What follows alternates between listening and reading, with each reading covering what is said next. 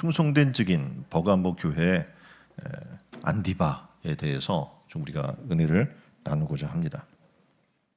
계시록에는 1세기에 존재하던 소아시아 7교회에 보낸 그런 편지가 있습니다. 특별히 여기 보게 되면 등장하죠. 버가모, 두아디라, 사데, 빌라델비아, 라오디게아, 골로새, 서모나 이런 교회들이 있어요. 에베소. 이런 7개의 교회에 서신을 보냈는데 특별히 오늘 본문은 버가모를 주제로, 버가모 교회를 주제로 지금 이야기가 나눠지고 있고요. 이 버가모는 에베소, 지금 아래쪽 그림에 보게 되면 에베소가 있죠. 에베소에서 북방 160km 정도의, 서모나 북방의 110km 지점에 위치한 도시입니다.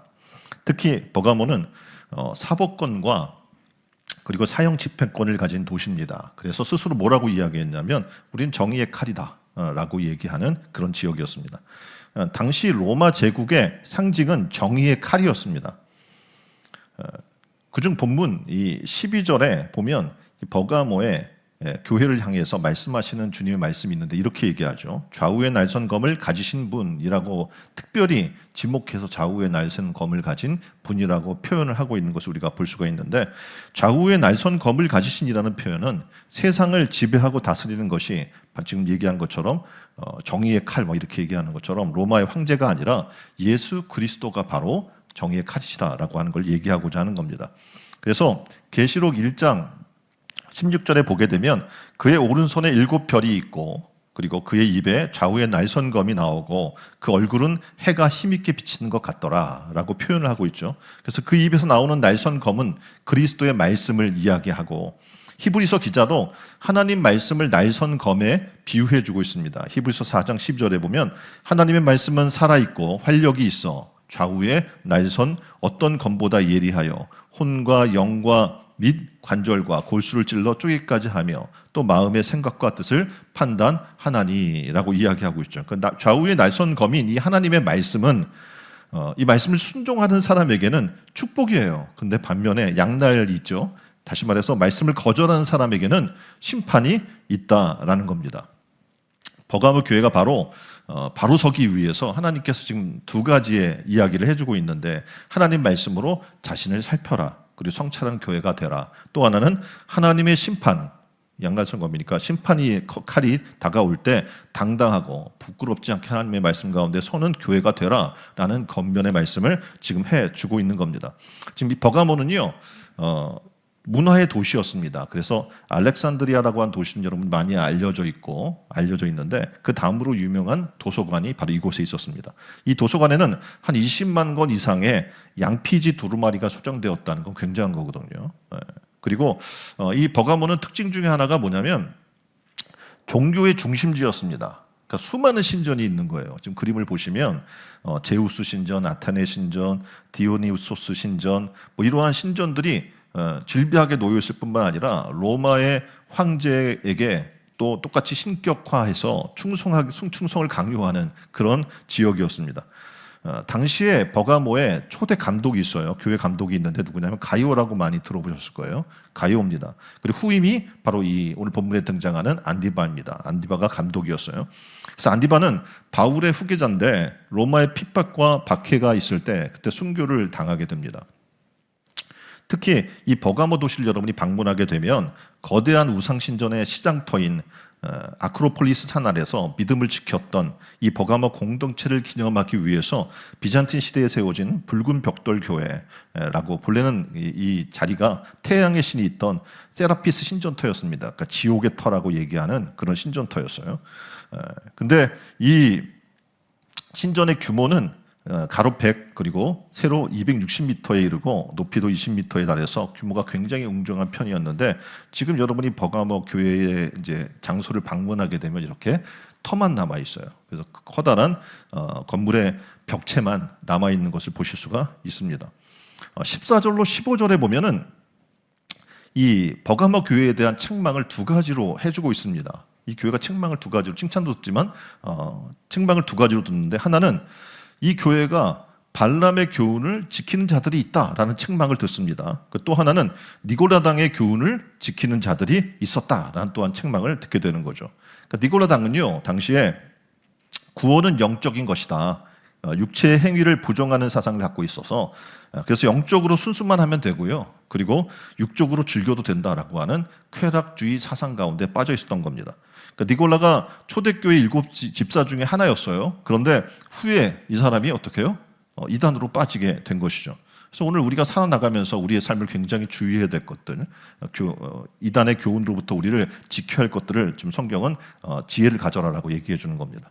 또 하나의 책망은 발람의 교훈이 이 교회 가운데 있었다라는 책망을 듣게 됩니다. 이 발람의 교훈은 배금주의 또는 만몬주의를 대표하는 건데, 구약 민수기에 보면 이 선지자 발람이 있죠. 이 발람이 발락이 어떻게 보면 불러다가 그를 돈으로 매수하게 되죠. 그래서 돈에 눈이 어두워져서 자기 백성 이스라엘 백성들을 우상 숭배의 자리로, 그리고 음행의 자리로 이끈 사람입니다. 그러니까 이 발람의 교훈은 뭐냐면 물질을 탐하게 해요. 그리고 우상을 숭배하고 그리고 음행하게 만드는 그런 자들을 얘기합니다. 그러니까 지금도 많은 사람들이 교회에 다니지만 여전히 돈 때문에 예수님을 배척하는 사람들이 있습니다. 돈 때문에 신앙을 배신하고 돈 때문에 양심을 파는 사람들이 얼마나 많은지 모른다는 겁니다. 주님은 17절에 이러한 상황의 결론을 얘기하면서 이렇게 얘기하죠. 그들에게 감추었던 만나, 그러니까 이전에는 광야의 시대에는 만나의 세상이었다면 더 배부른 하늘의 떡인 예수님의 임재로 채워줄 것을 약속해 주고 있는 겁니다. 그리고 나서 흰돌에 새 이름, 곧 세상에 약속하는 추한 쾌락이 아닌 거룩한 변화의 세상, 그리고 세상은 알 수 없는 우리 자신만이 아는 이 놀라운 변화의 간증으로 우리를 채우실 것을 약속해 주고 있는 겁니다. 지금 이 버가모 교회 안에서 이루어지는 이러한 일들에 대해서 배경을 우리가 잠깐 살펴보았고요. 버가모 도시의 한 모퉁이에서 교회 공동체를 이루고 살던 버가모 교인들은 이런 도시의 분위기에 휩쓸리지 않았어요. 아까 이야기했던 만몬주의 사상이라든지 이런 사고에 휩쓸리지 않고 굳건히 예수 그리스도에 대한 믿음을 지키며 살아갈 수 있었던 겁니다. 13절에는 이렇게 얘기하는 거예요. 나를 믿는 믿음을 이들이 저버리지 않았다 라고 얘기해요. 이 사단의 터에서 믿음을 지키기 위해서 순교한 사람이 있는데 바로 오늘 본문에 등장하는 안디바입니다. 주님은 그를 가리켜서 뭐라고 칭해주고 있냐면 내 충성된 증인 안디바, 이렇게 이야기해 주는 거예요. 당시의 여러분이 아는 것처럼 수많은 신전이 있잖아요. 그래서 제우스가 주님이라고 이야기하고 가이사가 주님이라고 고백하던 그런 도시에서 다른 이야기를 하면 어떻게 해요? 황제에게 대항하는 것이 되어서 죽임을 당할 수가 있어요. 근데 담대하게 예수가 주님이라고, 그분만이 참된 주시라고 고백하며 순교했던 겁니다. 하나님은 발람의 교훈, 그리고 니골라 당의 교훈을 따르는 자들에게 지금 회개를 촉구하고 계십니다. 회개하고 돌이키지 아니하면 하나님의 말씀이 양날선검과 같이 그들을 심판할 것이다 라는 것을 경고해 주고 있는 겁니다. 본문에 등장하고 있는 이 버가모 교회의 안디바는 우상 숭배를 받던, 그리고 그것을 받는 정도가 아니라 강요하던 정치적인 그리고 사회적인 배경 속에서 신앙을 지키고 증인으로 순교까지 하는 삶을 살았던 겁니다. 어떻게 그렇게 살 수 있었을까요? 오늘 본문을 통해서 충성된 증인의 삶은 과연 어떤 삶인가라는 걸 좀 살펴보고자 합니다. 첫 번째는 증인은 믿음을 지킨다라고 얘기해 주고 있어요. 증인은 뭐 한다고요? 믿음을 지킨다는 겁니다. 2장 13절 볼까요? 내가 어디에 사는지를 내가 아노니 거기는 사탄의 권자가 있는 데라 라고 이야기하면서 버가모를 뭐라고 설명하고 있냐면 사탄이 거하는 곳, 그리고 사탄의 권자가 있는 곳, 이렇게 소개를 하고 있어요. 그러니까 버가모 도시가 어떻게 보면 사탄의 권자가 있는 곳, 사탄이 사는 곳, 이렇게 묘사된 이유는 지금 보면 도시의 이름을 지금 베르가마라고 불리게 되는데, 그 도시에 가면 어느 곳이나 350m 높이의 산 정상 위에 있는 지금 그림처럼 아크로폴리스가 형성이 되어 있습니다. 산 꼭대기에 또 제우스 신전이 있고 그것을 위시해서 디오니소스 신전, 아테네 신전 터가 유적으로 남아있는 것을 우리 목격을 하게 돼요.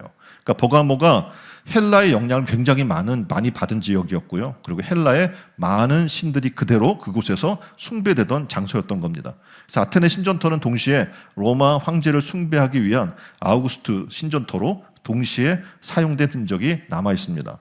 이 버가모 도시는요, 주전 197년부터 138년까지 유메네스 2세와 그의 동생 아타루스 2세가 통치하던 시기에 소위 로마와 협력해서 버가모 왕국을, 그리고 황금의 시대를 누린 바가 있습니다. 그러나 그 대신에 이들에게는 이교의 신들 그리고 황제를 신으로 숭배하는 대가를 치를 수밖에 없게 된 거죠. 거기에다가 그림과 같이 BC 4세기 초부터 이미 이 도시에는요, 특별히 뱀을 상징하는 의학의 신인 아스클레피우스를 숭배하는 신전 그리고 병원 이런 것들이 세워져 있고요. 수많은 사람들이 질병의 치유를 위해서 이 도시를 찾아왔습니다. 이런 의학적 시술과 함께 이 도시에서는요, 치료의 신들의 도움을 받기 위해서 사단 숭배가 성행되어 있었고, 그리고 이 도시의 정황이 사도 요한이 보기에 사탄의 권자, 다시 말해서 사탄의 본부가 있는 도시로 보였던 겁니다. 그래서 이렇게 묘사를 했던 거죠. 하늘의 보좌는 사실상 뭡니까? 하늘의 영광과 심판 그리고 통치의 의미를 갖습니다. 근데 버가모 신들이 이러한 모든 장소를 자기의 권자로 삼아서 하나님을 흉내내고 있었던 것을 보게 되는 거죠. 그 중에 로마의 황자도 똑같이 어떻게 해요? 자기도 신격화해서 그 보좌에 앉아 신이 되려고 합니다. 로마 황제는요, 자신을 주라고 부르고 해요. 그래서 우리는 로드라고 부르면 누굽니까? 주님 예수 그리스도를 얘기하는데, 이 당시에는 어떻게 주라고 부르는 걸 누구요라고 부르냐면 황제를 주라고 부르게 그렇게 시켰습니다. 근데 이 안디바 감독은요, 이를 거절했어요. 그리고 끝까지 믿음을 지키다가 순교를 하게 되는 거죠. 그래서 이러한 어떻게 보면 감독이 교회의 감독이고 수장인데 그 사람이 신앙을 지키다가 순교하게 됐어요. 그러면 이런 박해 가운데서 버가모 교인들은 어떻게 됐을까요? 놀랍게도 그들도 믿음을 잃지 않았다고 성경은 칭찬해주고 있는 겁니다. 그러한 버가모 교회 성도들을 하나님은 칭찬해주고 있어요. 자, 13절에 보니까 이렇게 얘기하죠. 사단에 거하는 곳에서 죽임을 당할 때에도 나를 믿는 믿음을 저버리지 아니하였도다 라고 칭찬해주고 계시는 거예요. 그러니까 어떻게 보면 가장 이교적이고 세속적이고 도시의 전형이던 이 버가모의 대표적인 순교자 중에 한 사람이었던 안디바, 그를 가르쳐 주님은 내 충성된 증인이라고 표현을 해주고 있죠. 그는 죽음 앞에서도 나를 믿는 믿음을 저버리지 아니한 사람, 이렇게 이야기해 주고 있는 겁니다. 그러니까 당시에 아까도 말씀드렸던 것처럼 황제의 명을 어긴다는 것 자체가 뭐냐면 죽음을 각오하는 거예요. 왜냐하면 황제 숭배의 거부는 곧 반역행위, 나라에 대한, 황제에 대한 반역행위였기 때문에 그렇습니다. 이 안디바는요, 성경에 잠깐 이름이 등장하고 있지만 자세히 언급이 안 됐잖아요. 근데 주석가 렌스키의 조사에 의하면 안디바는 버가모 교회 감독이고, 그리고 언제 죽게 되냐면 당시에 도미티아누스 황제 박해가 굉장히 심한 박해거든요. 근데 이때 황제 숭배를 거부하다가 체포를 당하게 됩니다. 그리고 불이 벌겋게 달군 노스의 황소 위에 얹혀서 처참하게 타 죽었다라고 표현이 되어 있습니다. 그러니까 세상의 환경은 이렇게 얘기하는 거예요. 주님을 버려, 세상과 타협해, 우상에게 절해. 하지만 그는 하나님 말씀대로 타협하지 않은 거죠. 복음의 증인으로 살았던 그를 우리는 볼 수가 있습니다. 이런 환경에서 버가모 교회 성도들은 놀랍게도 보통 우리는 흔히 이런 수장이 죽게 되면 교회에 큰 두려움이 찾아올 거예요.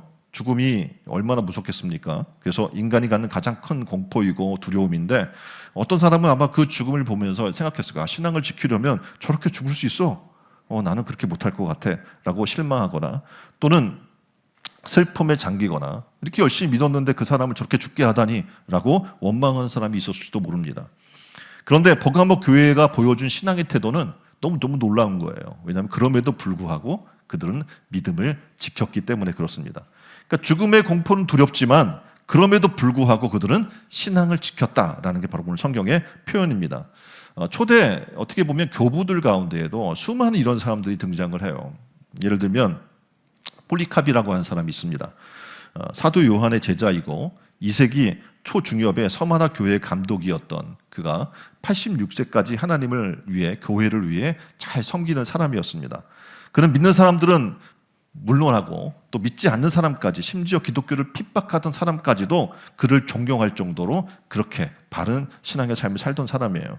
근데 어쩔 수 없이 그가 폴리캅을 죽여야만 했던 이 집행관이 이렇게 이야기를 했어요. 폴리캅에게, 감독이여, 난 당신이 이렇게 나이 많은 노인의 몸으로 비참하게 죽어가는 것을 원치 않습니다. 그러니까 거짓으로라도 제발 예수를 믿지 않겠다고 한마디만 해주시오. 그러면 당신을 놓아줄 테니 다른 지방에 가서 예수를 믿든지 전도를 하든지 그때 마음대로 하면 되지 않겠소? 이렇게 이야기를 한 거예요.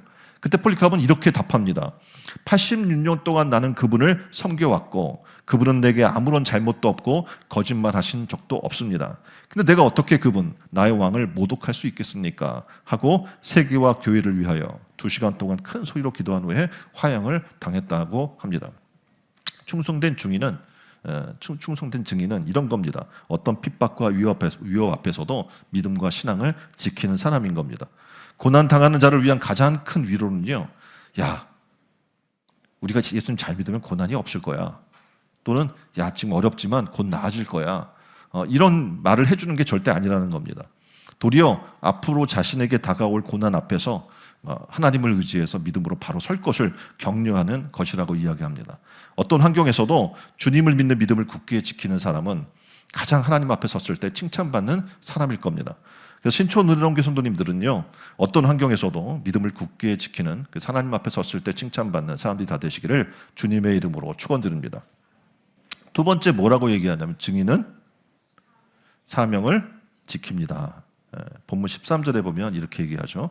내가 내 이름을 굳게 잡아서 내 충성된 증인 안디바가 라고 얘기를 해주고 있어요. 여기서 증인이라고 하는 말은 말티스라고 이야기를 하는데 두 가지 의미를 갖고 있습니다. 하나는 진실이나 사실을 증거하는 사람 우리는 증인이라고 얘기하죠. 두 번째는 뭘 얘기할까요?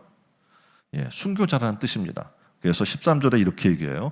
내 충성된 증인 안디바가 너희 가운데 곧 사탄이 사는 곳에서 죽임을 당할 때에도 나를 믿는 믿음을 저버리지 아니하였다라고 이야기하면서 증인이 되라는 이 말은요, 죽기까지 사명을 다하라는 명령인 겁니다. 그러니까 증인의 사명은 죽음을 각오해야 하고 각오해서라도 가서 복음을 전하는 것을 얘기합니다.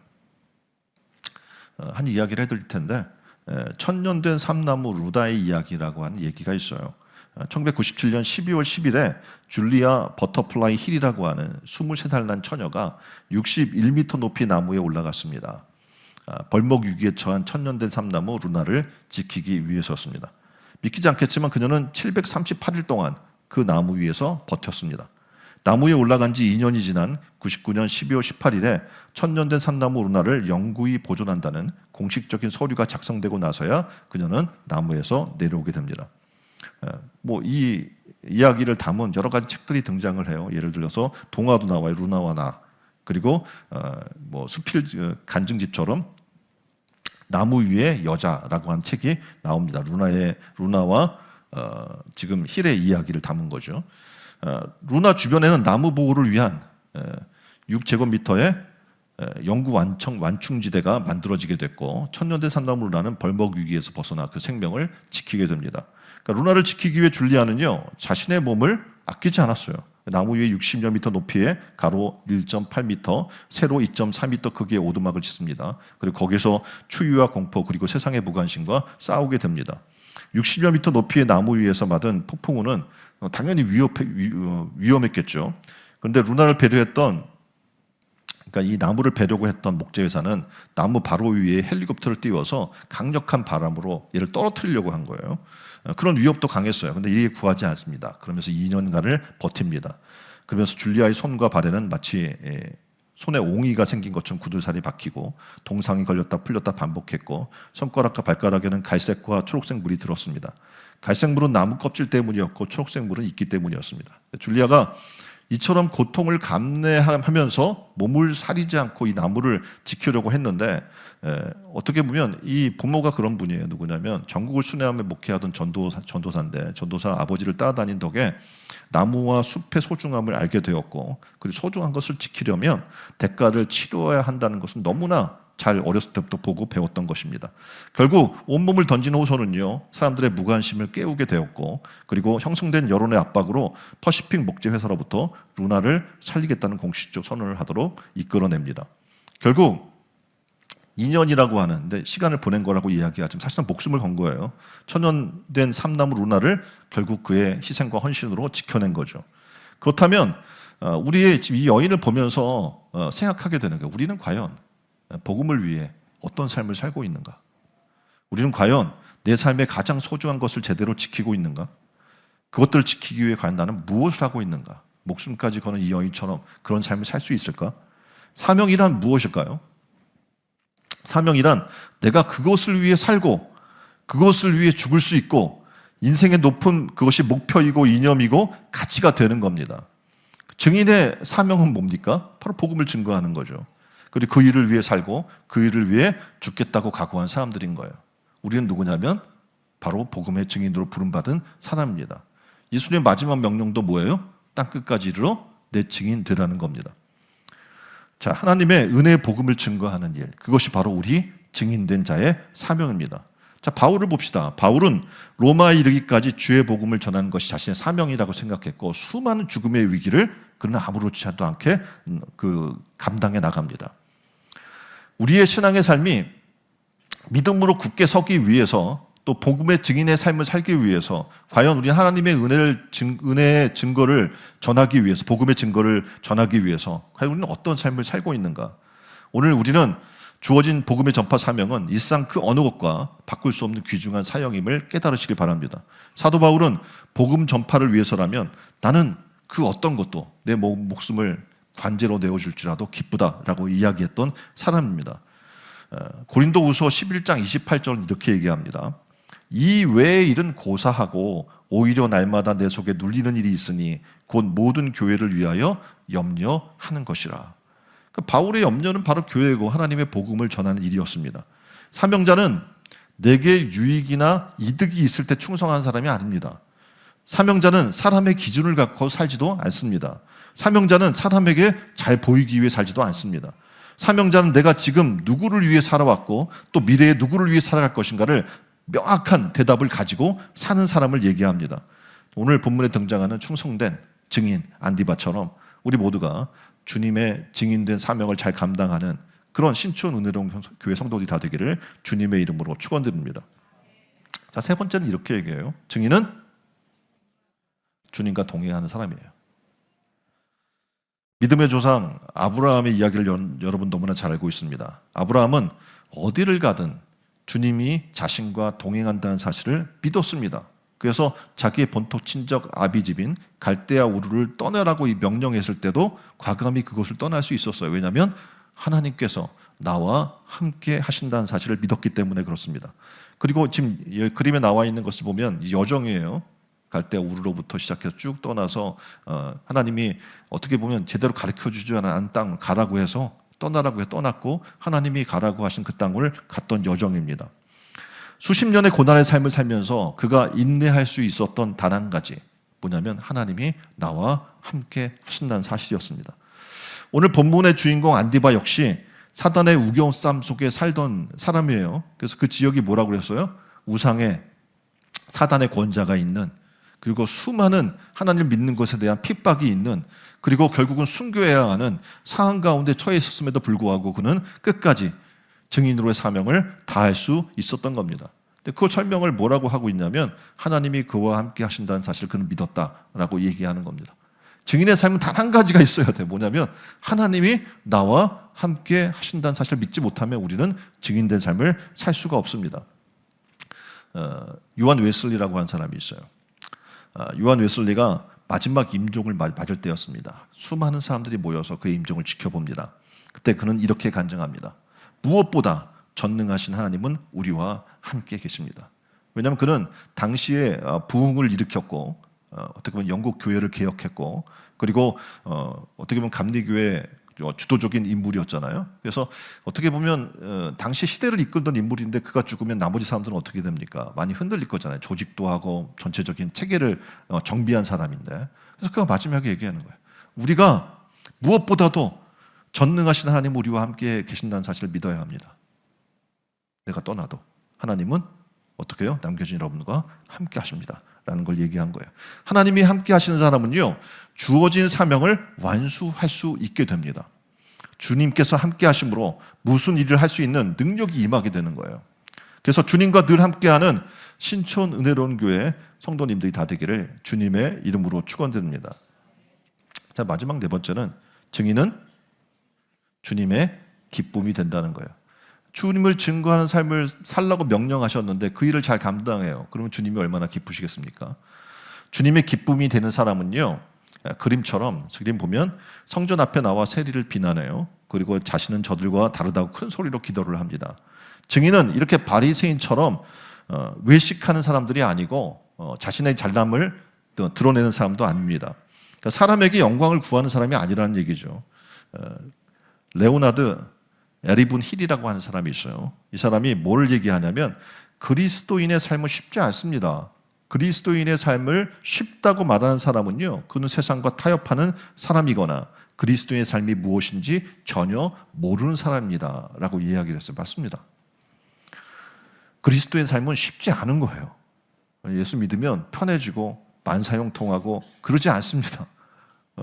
그리스도인의 삶은 쉴 새 없이 어떻게 세상과 타협하지 않아야 하기 때문에 싸워야 하고 믿음을 지켜야 하고, 그럼에도 불구하고 어떡합니까? 하나님께 영광을 돌리는 삶을 사는 거예요. 그리고 하나님의 기쁨이 되는 삶을 사는 겁니다. 증인은 불의와 타협하지 않습니다. 세상과 타협하지 않습니다. 그리고 오직 복음을 전파하는 데 총력을 기울여 사는 사람을 우리는 증인이라고 이야기합니다. 그러니까 바리새인처럼 종교적 자기 만족에 갇혀 있거나 자기 안위에 갇혀 있는 사람도 아닙니다. 도리어 하나님의 복음을 위해 땅끝까지 복음의 증인으로 서기 위해 자신의 삶을 내려놓는 사람을 얘기하는 겁니다. 자, 우리에게 전해준 주님의 지상 명령은 뭡니까? 여러분 잘 아시는 것처럼 모든 족속으로 제자를 삼아, 그리고 어떻게 해요? 내가 내게 분부한 것을 가르쳐 지키게 하라라고 명령하고 있는 거예요. 바로 주님을 기쁘시게 하는 일은 무엇이냐면 복음을 전파하는 사명자로 사는 겁니다. 스데반 집사를 우리가 볼까요? 그는 돌에 맞아 죽어가면서 복음을 전파하는 사명을 감당했습니다. 그러니까 버가모 교회의 감독 안디바는 교회를 지키기 위해 어떻게 해요? 자신의 생명을 내어놓았어요. 마침내 그는 죽음으로 사명을 마칩니다. 그의 순교는 주님의 기쁨이 되는 거예요. 미국의 인디아나주와 지금 우측에 있어요. 우측에 보면 지금 여러분 보이실지 모르겠는데 인디아나주가 있고요. 그 위에 미시간 주가 있죠. 그 경계에 화이트 피전이라고 하는 지역이 있어요. 이 지역은 원래는 그 인디언 말로 돼 있던 주인데 이제 그 번역해서 화이트 피전이라고 번역을 한 거예요. 이 원래 인디안 말로 돼 있던 마을이에요. 그러니까 와베베메라고 하는 인디언 말로 되어 있는데 흰 비둘기라고 하는 걸 그대로 영어로 해서 화이트 피전이라고 하는 지명이 생긴 겁니다. 마을의 이름이 생긴 데는 사연이 있어요. 이 마을의 이름은 흰 비둘기라는 뜻하는 아까 이야기한 포타와토미 인디안 추장 와베메메의 이름을 따서 명령된 지명입니다. 가면은 그곳에 가면 이렇게 표지판이 있고 설명이 되어 있어요. 여기 뭐라고 설명되어 있냐면 디트로이트의 추장 모임에서 와베메메가 정착지를 공격할 계획을 들어요. 그래서 정착민들의 친구인 이 추장은 그들에게 경고하기 위해서 정착지까지 150마일을 달려갑니다. 장거리를 달린 후에 그 이야기를 전달하고 그는 쓰러졌고 지쳐서 곧 사망하게 됩니다. 그의 위에는 말에 묻혔고 그 장소는 국가 사적지로 지정이 되었다고 얘기하는 거예요. 그래서 화이트 피전시의 광장에는 이 젊은 인디언 추장 청년의 묘비가 세워져 있는데 이런 글귀가 세워져 있어요. 이보다 더 큰 사랑이 있으랴. 여기 친구를 위하여 아픔을 견딘 흰 비둘기가 누워있다. 증인의 삶이란 이런 겁니다. 생명을 살리기 위해서라면 내 목숨도 아깝지 않다는 심정으로 매일의 삶을 헌신과 함께 살아가는 것인 줄 믿으시길 바랍니다. 이것이 바로 증인의 삶입니다. 계시록 2장 17절에 보면 이렇게 얘기를 하고 있어요. 귀 있는 자는 성령이 교회들에게 하시는 말씀을 들을지어다. 이기는 그에게는 내가 감추었던 만나를 주고 또 흰 돌을 줄 터인데 그 돌 위에 새 이름을 기록이 있나니 받는 자밖에는 그 이름을 알 사람이 없느니라. 아까도 앞에서 말씀드렸던 것처럼 감추인 만나는 생명의 떡이신 예수 그리스도를 상징한다면 흰 돌은 재판관들이 사용하는 도구입니다. 그래서 자유와 승리의 표시로 사용이 됩니다. 흰 돌 위에 기록된 새 이름을 받은 자만이 그것을 알게 될 것이고 흰 돌과 그 위에 새겨진 새 이름은 천국으로 돌아가는 사람의 이름입니다.